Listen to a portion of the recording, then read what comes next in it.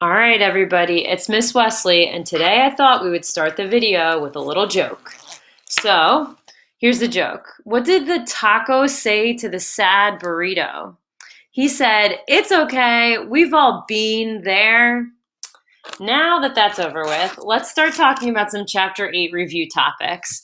I've got my set of practice problems here, and I want to reiterate that these problems are for you to skip around and do as you choose. You don't have to complete every last question, and I recommend that you focus on areas where you know you need some practice. The beginning of the packet is from earlier in the chapter. We've already been quizzed on it, and the end gets a little bit more algebraic. I actually wanted to start by looking at some of the graphs that we did at the beginning of the chapter. If you want to turn to the second page, I actually just couldn't wait. I started solving this problem already, but I will talk through. I think it's important in problems like 6 or 7, we feel really confident about making a list here of holes, asymptotes, and intercepts of the function.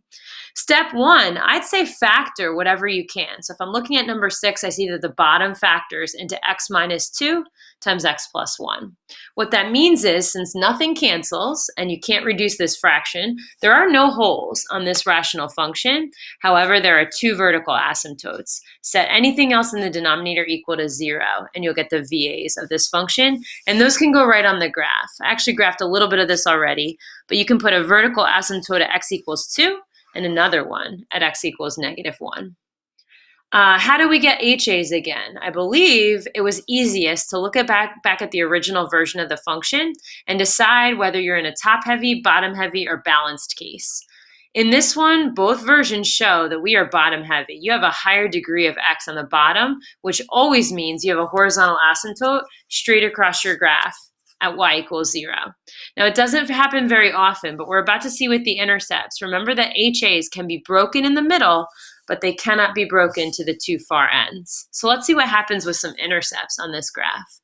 Y-intercept is easier to find than anything else, I think, in this list. You can eyeball the function, the original, and plug in zeros for all the 3 x's, and all you have left over is negative 1 over negative 2, meaning you have a y-intercept at 0, 1/2, right on the y-axis.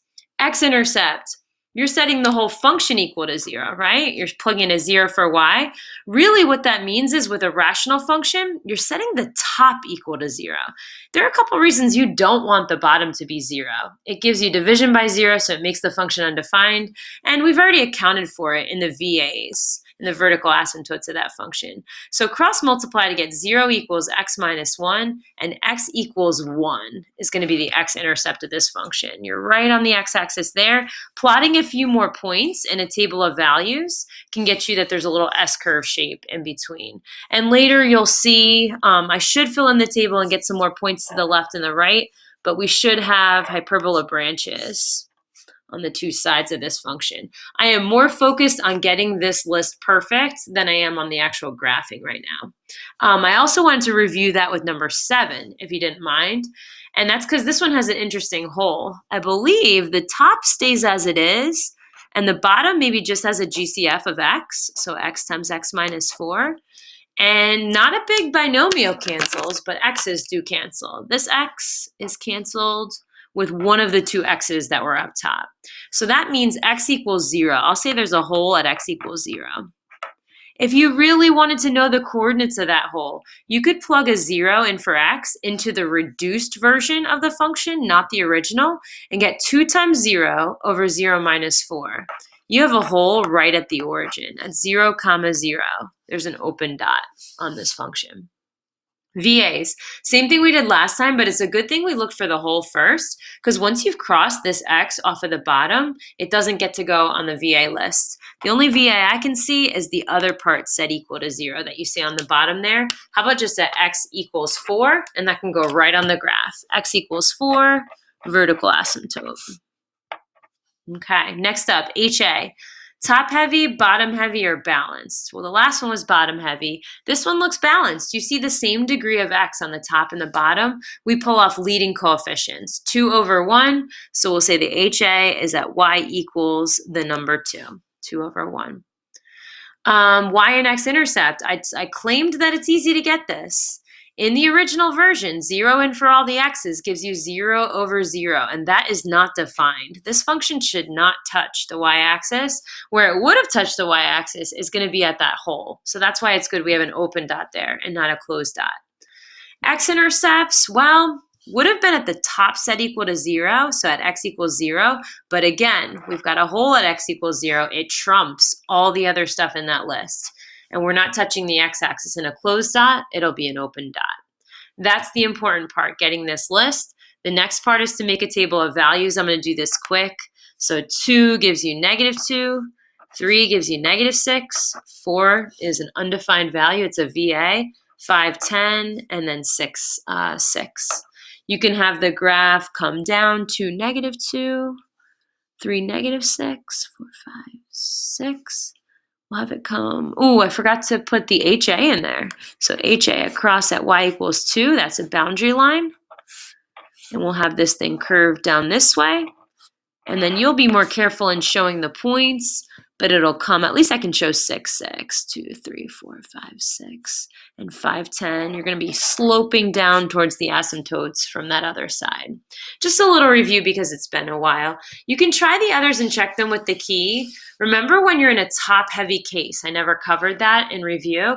Top-heavy has no HA ever.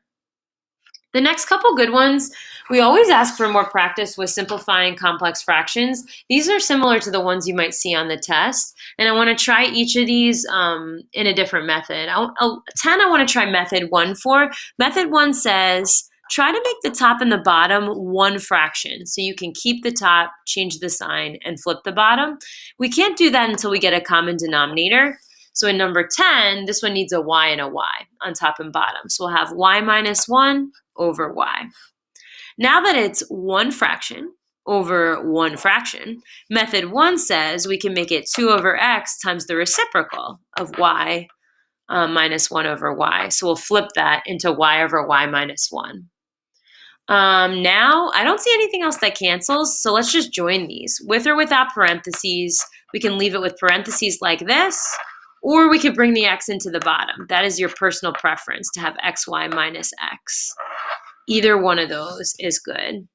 You've got domain restrictions. X can't be 0. I don't think y can be 0, since that's on the bottom of a fraction. And I wouldn't also want y to be 1. That would also make the denominator 0. So you've got some restrictions on those variables. So that we can show method 2 one more time, 11 is probably a perfect choice. You're looking around in all denominators of that entire complex fraction, and we want to see what would be a good common denominator for all parts of that. And I apologize that you can't see the bottom there. So now you can see the bottom of number 10. Common denominator in 11. I know it's got an x. I see an x on top and bottom. Another denominator has a 2 in it. So why don't we make 2x a good common denominator for all parts of that complex fraction? And what we're doing here is perfectly legal. You can multiply top and bottom of any complex fraction by the same thing, as long as it goes into the entire numerator and the entire denominator, like that. So 2x times 3, we can make 6x. Let's watch something cancel. 2x coming into the numerator here is going to be 6x over x. Those x's should cancel, and we'll just be left over with a minus 6. On the bottom, the 2x does come into the top of both fractions, so the 2 should cancel here and maybe leave you with just an x. And then the x's should cancel here and leave you with just a 2. So it's a good bit quicker. It's one fell swoop that gets you a good version of your final answer. And I know the top can be factored, and you can do that if you choose, but since nothing cancels, I'll kind of leave this how it is. Domain restriction, the obvious one is that x can't be 2. I see that right in the answer. A less obvious one is from a previous version. X also cannot be 0, right? That would make a previous version have a denominator of 0. Let's look at a couple more. On this side, I know we've been practicing with this stuff the last couple days, so I probably want to look at maybe just at least one of these. I'm thinking, how about one that has addition and subtraction in it? So let's look at number 20 at the bottom here. You've got two fractions subtracted. This is a great practice question, equaling a rational expression on the other side. We've seen this the past couple of days, right? We want to first see if something will factor, and that kind of helps us out here because our method is to multiply the tops of every single fraction by the LCD, the least common denominator. And I say because of the factoring and because what we see in the other fractions, let's use an x times an x plus 3. And that goes into all numerators. We should watch the denominators disappear now. Bring this whole guy into the first fraction. The x plus 3's cancel. I love it. You're left with a 2x. Bring this into the numerator of the second fraction. What cancels? The x's. And then you have minus, be so careful, parentheses x plus 3. I'm worried about people missing that negative sign being distributed through. This one should get a star. In the other side, I guess everything out here cancels with the denominator down there. I believe we're just left over with a negative 6. A much more simple equation to solve, as long as we remember to distribute the negative sign. So 2x minus 3 equals negative 6. And you get x minus 3 should be negative 6, and that makes x equal to negative 3. And I want to move on. There's a couple really cool questions on the back of the page that I want to look at, but I can't be hasty. If this would make any denominator 0, it doesn't belong as an answer. And it's outside of the domain, so this one's going to be no solution. Check these answers before you submit them. Every single one of them, from 16 down to 21, has some domain restrictions that we should watch out for. On the back, there's some good ones. Before I forget, can you tell yourself to skip number 26 for now? It's a great question about Matt and Paul sealing a driveway. Love to think about that, but it's not like something that you'll see on the test, so it's not one that we have to focus on right now. There's some really good ones on here. I love a question like 23. I love walking through you guys creating your own function that would meet these restrictions about what the graph has to have. Leave yourself a lot of room in a fraction bar. It also says function, so don't forget the y equals in front of it. The graph has a hole at x equals 0, so we know we need a common factor of x on the top and bottom. It needs vertical asymptotes at plus or minus 5. So this should do the trick in the denominator, x plus 5, x minus 5. We can check these off.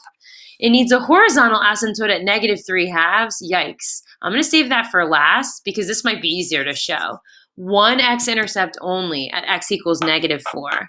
X plus 4 would give you negative 4 as a solution to the numerator of that function. So that should take care of having the x-intercept at negative 4. And the last task, the HA at this number. Since it's not 0, and it's not that there's no HA, I know the rules say this needs to be a balanced function, and right now it's not. We have a degree 3 on the bottom, 3 x's times each other. We have a degree 2 up top. We need to raise the degree of the top up one, but we got to be careful. I know the x's cancel, so they don't get in our way, but the only x-intercept should be negative 4. Let's square that. Let's raise the power up so that we don't generate a new x-intercept, but we did raise the power up for this thing to be balanced, and we can put the ratio that we need out front of this function. Negative 3 up top, and then 2 on the bottom. Lastly, my hint for number 27 when you go to try it, don't be scared off by it. It's a good challenge problem. Use substitution to solve the system. Set this expression equal to this expression for that y. Solve it out, multiply both sides by the denominator and see what you get for 27, and then plug back in to get the y. You'll see this worked out on my answer key. I hope you guys have a very good day, happy reviewing, and I hope you enjoy your day. Thanks.